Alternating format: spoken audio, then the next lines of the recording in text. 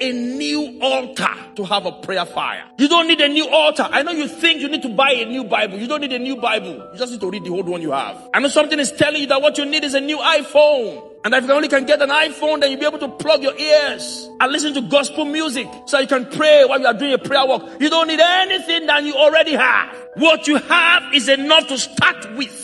You don't need to move from where you are living to have a prayer life. You don't need to move to an estate. You say, Pastor, I would have been able to pray more if only in our estate we are able to pray on the streets. I want to just be having prayer walk. Your room is good enough for you to pray in. You say, but Pastor, I want a room to myself. I cannot pray because I'm living with people. The wall is strong enough for you to pray on. Hezekiah was a king, had a room to himself, had a palace to himself. At the beat of a prophetic word from Isaiah that he would die, the Bible says Hezekiah turned to the wall. The wall is strong enough to turn a prophetic word around. So what you need is a place to look at. Elijah did not buy a new altar. What Elijah did was to repair. You don't need a new watch. You don't need a new phone. You don't need a new Bible. You don't need a new house. You don't need a new anything. All those things you are saying, if only I got it, I'll be able to pray. If you get it, you will not pray. Some of you thought that if you had DSTV, you'll be watching TBN. But now you are watching